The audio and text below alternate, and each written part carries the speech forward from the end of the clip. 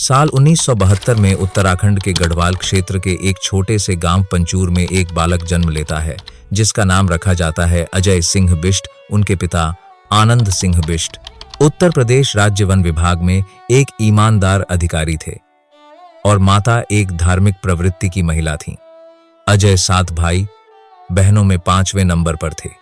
गांव की छोटी गलियों और पहाड़ों के बीच पले बढ़े अजय बचपन से ही आत्मानुशासित, मेधावी और जिज्ञासु स्वभाव के थे। अजय की प्रारंभिक शिक्षा गांव में हुई।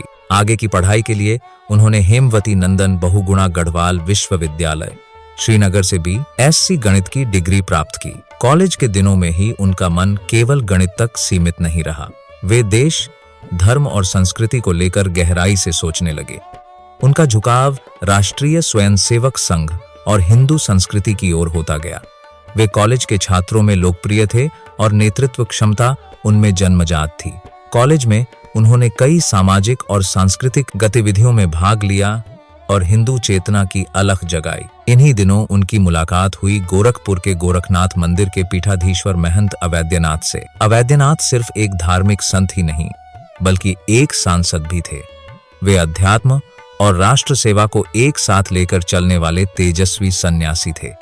अजय सिंह बिष्ट उनसे बहुत प्रभावित हुए। 1993 में वे गोरखपुर पहुंचे और गुरु से दीक्षा लेने लगे। 1994 में मात्र 22 वर्ष की उम्र में उन्होंने संन्यास ले लिया और बन गए योगी आदित्यनाथ।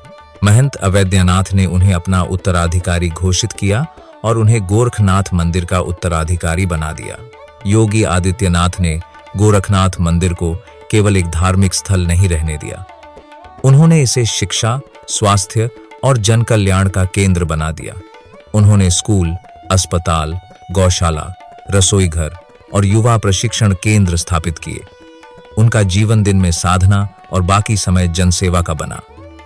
वे युवाओं को संस्कृति और आत्मनिर्भरता की शिक्षा देने लगे।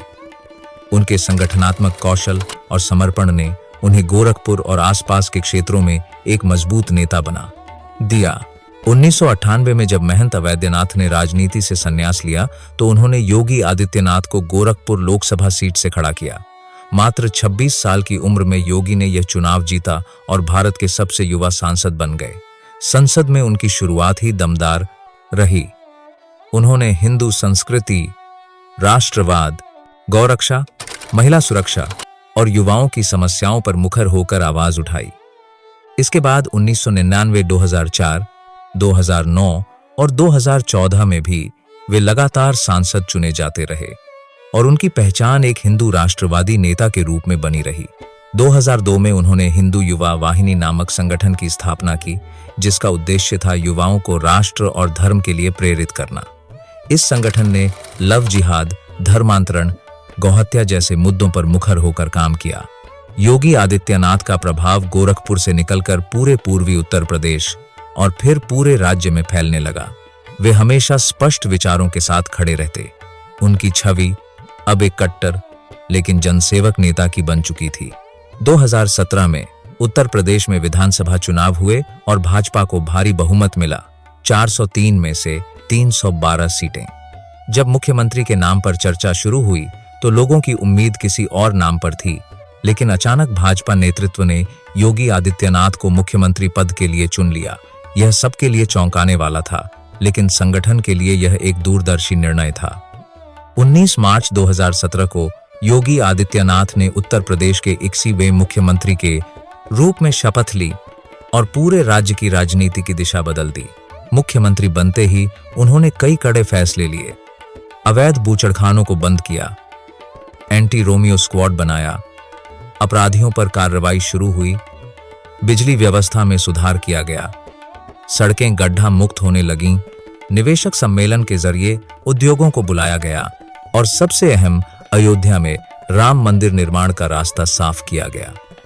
महिला सुरक्षा, गरीब कल्याण, किसानों की हड़ माफी, युवाओं के लिए योजनाएं, हर स्तर पर योगी सरकार ने काम किया। उनका प्रशासनिक रवैया सख्त लेकिन निष्पक्ष रहा। उन्होंने अपने कार्यकाल को गुड गवर्नेंस का प्रतीक बना दिया। 2022 में एक बार फिर विधानसभा चुनाव हुए और इस बार भी भाजपा को बहुमत मिला। योगी आदित्यनाथ दोबारा मुख्यमंत्री बने। उत्तर प्रदेश के इतिहास में यह पहली बार हुआ जब कोई मुख्यमंत्री लगातार 2 कार्यकाल तक सरकार चलाने में सफल रहा। उनका नेतृत्व अब केवल उत्तर प्रदेश तक सीमित नहीं रहा, बल्कि राष्ट्रीय राजनीति में भी एक प्रभावशाली चेहरा बन चुका है।